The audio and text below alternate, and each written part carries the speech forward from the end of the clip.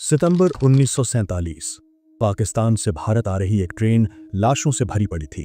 उस मौत के मंजर के बीच बोगियों के अंधेरे कोने में एक आदमी अपनी पहचान छुपाए और सांसें रोके बैठा था। वो कोई आम शरणार्थी नहीं था, वो थे मेजर ओंकार सिंह कलकट, और उनके सीने में एक ऐसा राज दफन था जो पूरे हिंदुस्तान का नक्शा बदलने वाला था। वो जैसे तैसे दिल्ली पहुंचे, आर्मी हेडक्वार्टर के दरवाजे खटखटाए और हांफते हुए चिल्लाकर कहा, 22 अक्टूबर, वो 22 अक्टूबर को आ रहे हैं, मुजफ्फराबाद को बचा लो। लेकिन अफसोस, दिल्ली के ठंडे कमरों में बैठे अफसरों ने इसे एक डरे हुए आदमी का वहम समझकर नजरअंदाज कर दिया। और फिर जब 22 अक्टूबर की रात आई, बॉर्डर पर हजारों ट्रकों की हेडलाइट्स एक साथ जल उठी। इससे पहले कि भारत कुछ समझ पाता, कश्मीर जल उठा। यह किस्सा उस एक चेतावनी का है जिसे अगर वक्त पर सुन लिया जाता तो आज कश्मीर का इतिहास कुछ और होता। ये था ऑपरेशन गुलमर्ग। तारीख थी 20 अगस्त 1947। जगह पाकिस्तान का बन्नू शहर, वजीरिस्तान। बाहर लू के थपेड़े चल रहे थे, लेकिन बन्नू ब्रिगेड हेडक्वार्टर के अंदर एक अजीब सी खामोशी थी। ब्रिगेड मेजर की कुर्सी पर बैठे थे मेजर ओंकार सिंह कलकट। देश का बंटवारा हो चुका था और कलकट अपनी पोस्ट छोड़कर भारत जाने के अंतिम आदेश का इंतजार कर रहे थे। वो वहां अकेले हिंदुस्तानी अफसर बचे थे, बाकी सब वहां पाकिस्तानी थे। दोपहर के सन्नाटे को तोड़ते हुए दरवाजे पर एक दस्तक हुई और हेडक्वार्टर का डाकिया अंदर आया। उसने सलाम ठोका और मेज पर एक खाकी रंग का भारी लिफाफा रख दिया। लिफाफे के ऊपर लाल स्याही और बड़े अक्षरों में लिखा था, top secret, personal for brigade commander only. Brigade commander brigadier CP Murray उस वक्त स्टेशन से बाहर थे। प्रोटोकॉल के मुताबिक जब कमांडर नहीं होता तो ब्रिगेड मेजर ही अर्जेंट डाक खोलता था। कलकट ने बिना ज्यादा सोचे अपनी पेपर कटर उठाई और लिफाफे की सील काट दी। अंदर से एक टाइप किया हुआ दस्तावेज निकला। कलकट ने कुर्सी पर पीछे टेक लगाई और पढ़ना शुरू किया, लेकिन पहली 2 लाइनें पढ़ते ही वो चौंक गए और उनकी आंखों के सामने अंधेरा छा गया। ये कोई आम मिलिट्री ऑर्डर नहीं था, ये एक भयानक साजिश का ब्लूप्रिंट था। उस कागज के ऊपर लिखा था, ऑपरेशन गुलमर्ग। कलकट की नजरें तेजी से पन्नों पर दौड़ रही थीं। उसमें लिखा था, हर पठान कबाइली को एक राइफल दी जाए, उन्हें मुजाहिद कहा जाएगा। हर पख्तून ट्राइब को एक मिलिट्री यूनिट की तरह तैयार किया जाए। हर यूनिट में 1000 लोग होंगे। इन लश्करों को ट्रकों में भरकर एबटाबाद में इकट्ठा किया जाएगा। और सबसे खतरनाक बात, तारीख 22 अक्टूबर को ये लश्कर मुजफ्फराबाद के रास्ते कश्मीर में दाखिल होंगे और श्रीनगर पर कब्जा करेंगे। कलकट का गला सूख गया। उन्हें समझ आ गया कि पाकिस्तान कश्मीर को डिप्लोमेसी से नहीं बल्कि खून खराबे से हथियाने वाला है। कलकट अभी सदमे में थे ही कि फोन की घंटी बजी। उन्होंने कांपते हाथों से रिसीवर उठाया। दूसरी तरफ से उनके पाकिस्तानी सीनियर अफसर की आवाज आई, जो कि धमकी भरी थी। उन्हें पता चल गया था कि मेजर कलकट को ऑपरेशन गुलमर्ग के बारे में पता चल चुका है। थोड़ी ही देर में हेडक्वार्टर को बाहर से पाकिस्तानी सिपाहियों ने घेर लिया। कलकट अब एक अफसर नहीं बल्कि पाकिस्तान के सबसे बड़े सीक्रेट के कैदी बन चुके थे। बन्नू में मेजर कलकट अपने ही घर में कैद थे और उनके घर के बाहर पाकिस्तानी सिपाही पहरा दे रहे थे। हर गुजरते घंटे के साथ कलकट का दिल बैठता जा रहा था। उन्हें पता था कि 20 अक्टूबर करीब आ रही है, यानी ऑपरेशन गुलमर्ग का दिन। अगर वो यहां से नहीं निकले तो कश्मीर को कोई नहीं बचा पाएगा। कलकट ने एक बहुत बड़ा रिस्क लिया। उन्हें खबर मिली थी कि कुछ भारतीय अफसरों को एक विशेष ट्रेन से भारत भेजा जा रहा है और यही उनका मौका था। एक रात जब सिपाही की आंख जरा सी झपकी, कलकट घर के पिछले हिस्से से दीवार बांधकर अंधेरे में गायब हो गए।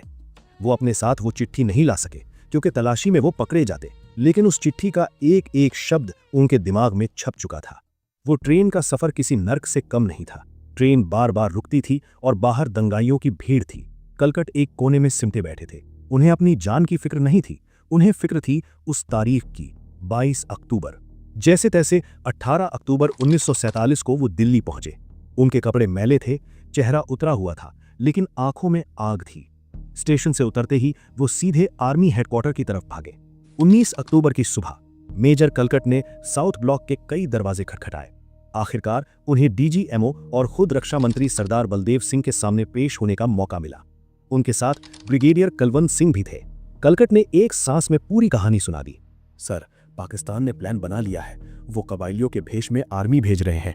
उनका बेस एबटाबाद है और वो मुजफ्फराबाद डोमेल रोड से हमला करेंगे। उनके पास मशीन गन्स, मोर्टार है। सर, हमारे पास सिर्फ 2 दिन बचे हैं। कलकट की बात सुनते ही कमरे में सन्नाटा छा गया, लेकिन वो सन्नाटा यकीन का नहीं, शक का था। उन बड़े अफसरों ने मेजर कलकट को ऊपर से नीचे तक देखा। उन्हें लगा कि बंटवारे के दंगों और खतरनाक सफर ने मेजर के दिमाग पर गहरा असर डाला है। उन्हें लगा कलकट सदमे में है और बढ़ा चढ़ा कर बातें कर रहे हैं। एक अफसर ने उनसे कहा, मेजर, आप बहुत ज्यादा स्ट्रेस में हैं और डरे हुए हैं, जाइए आराम कीजिए, हम देख लेंगे। कलकट ने उन्हें समझाने की बहुत कोशिश की, लेकिन उन्हें कमरे से बाहर भेज दिया गया। भारत की इंटेलिजेंस की यह बहुत बड़ी गलती साबित हुई। एक आदमी दुश्मन का पूरा प्लान लेकर आया था और उसे पागल समझकर घर भेज दिया गया।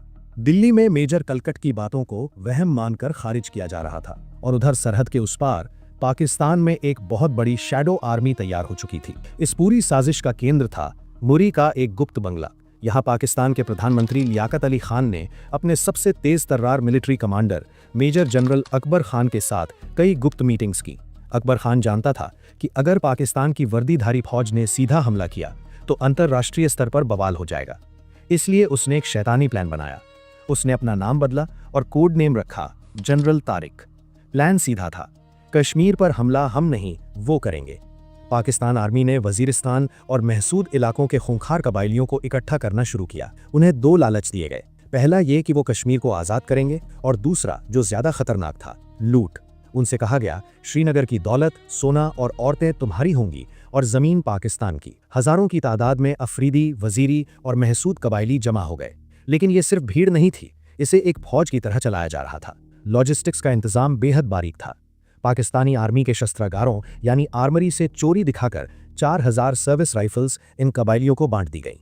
पाकिस्तानी सरकार ने गुप्त आदेश जारी कर 300 से ज्यादा बसें और ट्रक जब्त किए ताकि इस मौत के लश्कर को बॉर्डर तक पहुंचाया जा सके। और सबसे चालाकी भरा कदम यह था कि हर आदिवासी लश्कर की कमान एक पाकिस्तानी आर्मी अफसर के हाथ में थी। लेकिन इन अफसरों ने अपनी वर्दी उतार दी थी। उन्होंने पठानी सूट और सलवार कमीज पहन रखे थे ताकि दुनिया को लगे कि यह स्थानीय विद्रोह है।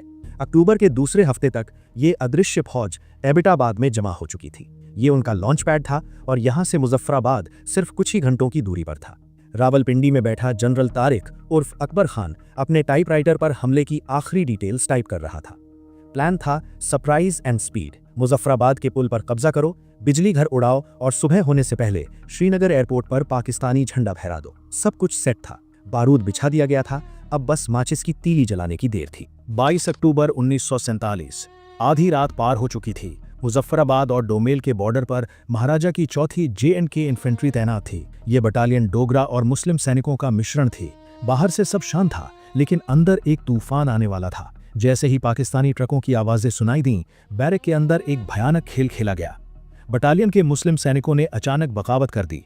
जिन साथियों के साथ वो सालों से एक ही थाली में खाते थे, सोते हुए उन्हीं डोगरा सैनिकों पर गोलियां चला दी गईं।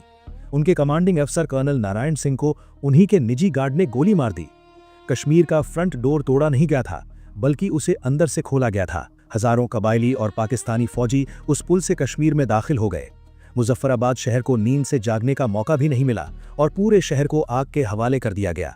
लूट और कत्लेआम शुरू हो गया। उधर श्रीनगर में कश्मीर के राजा हरी सिंह को 23 अक्टूबर तक हालात की गंभीरता का अंदाजा नहीं था। उन्हें लगा था कि ये एक छोटी मोटी झड़प है, लेकिन 24 अक्टूबर की रात की हकीकत ने उनके दरवाजे पर दस्तक दी। अचानक श्रीनगर के हरी निवास पैलेस की बत्तियां गुल हो गईं। पूरा शहर अंधेरे में डूब गया और राजा हरी सिंह को खबर तक नहीं हुई कि हमलावर महूरा पावर हाउस तक पहुंच गए हैं और उन्होंने श्रीनगर की बिजली काट दी है। महूरा श्रीनगर से सिर्फ 50-60 किलोमीटर दूर था। महाराज के पैरों तले जमीन खिसक गई। उनकी सेना पूरे राज्य में बिखरी हुई थी और मुजफ्फराबाद वाली यूनिट खत्म हो चुकी थी। उस अंधेरे कमरे की मोमबत्ती की रोशनी में महाराज ने अपने सेनापति ब्रिगेडियर राजेंद्र सिंह को बुलाया। ब्रिगेडियर के पास सिर्फ 150 से 200 सैनिक बचे थे और गोला बारूद भी ना के बराबर था। लेकिन महाराजा ने उनकी आंखों में देखा और एक ऐतिहासिक आदेश दिया, ब्रिगेडियर, मुझे नहीं पता तुम कैसे करोगे, लेकिन दुश्मन को उरी से आगे मत आने देना। अगर तुम वापस आए तो जीत कर ही आना। मुझे मेरी राजधानी सुरक्षित चाहिए। ब्रिगेडियर राजेंद्र सिंह जानते थे कि ये एक सुसाइड मिशन है। उन्होंने सल्यूट किया और उसी वक्त अपने मुट्ठी भर जवानों को लेकर उरी की तरफ निकल पड़े। वो जानते थे कि वो लौटकर नहीं आएंगे। ब्रिगेडियर राजेंद्र सिंह मोर्चे पर जा चुके थे, लेकिन राजा हरी सिंह जानते थे कि वो सिर्फ कुछ वक्त ही उन्हें रोक पाएंगे। अब उनके पास सिर्फ एक रास्ता बचा था, भारत। 24 अक्टूबर की रात राजा हरी सिंह ने दिल्ली संपर्क करने की हताश कोशिश की, लेकिन फोन लाइनें काम नहीं कर रही थीं।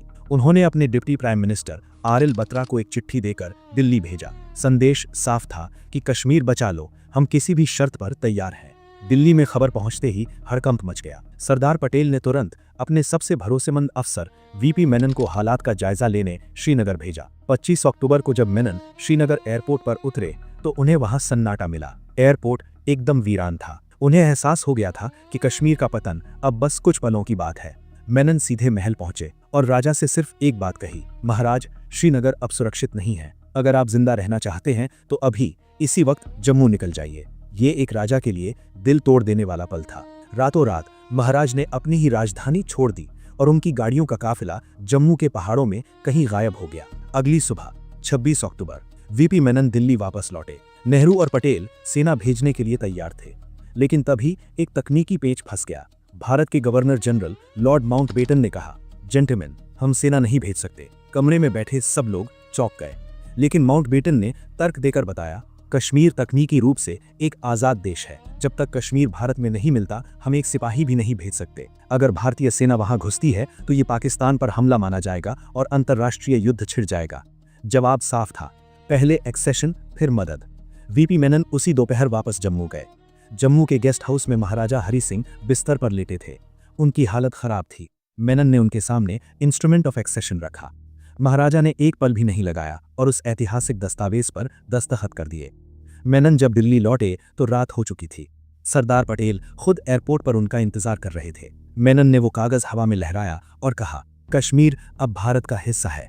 पटेल ने राहत की सांस ली और तुरंत सेना को हुक्म दिया, कल सुबह पहली किरण के साथ सेना श्रीनगर उतरेगी। उधर सरहद पर ब्रिगेडियर राजेंद्र सिंह ने अपना वादा निभाया। उन्होंने उरी के लोहे के पुल को डायनामाइट से उड़ा दिया था, जिससे हमलावरों का काफिला वहीं थम गया। ब्रिगेडियर और उनके जवानों ने अपनी जान देकर दुश्मन को 48 घंटे तक रोके रखा। वो शहीद हो गए, लेकिन वो 48 घंटे कश्मीर के लिए संजीवनी बन गए। लेकिन खतरा अभी टला नहीं था। 26 अक्टूबर की रात जम्मू में महाराजा हरि सिंह ने सोने से पहले अपने एडीसी को अपनी रिवॉल्वर दी और एक ऐसा आदेश दिया जो रोंगटे खड़े कर दे। उन्होंने कहा, अगर सुबह तक मुझे भारतीय विमानों की आवाज न सुनाई दे तो मुझे नींद में ही गोली मार देना। मैं अपनी प्रजा को कत्ल होते और अपने राज्य को पाकिस्तान बनते नहीं देखना चाहता। 27 अक्टूबर की सुबह दिल्ली के पालम एयरपोर्ट पर इतिहास लिखा जा रहा था। भारतीय वायुसेना के डकोटा विमानों ने उड़ान भरी, मगर ये एक बहुत बड़ा गैम्बल था, क्योंकि पायलटों को नहीं पता था कि श्रीनगर एयरपोर्ट पर दुश्मन का कब्जा है या नहीं। सुबह करीब 9 बजे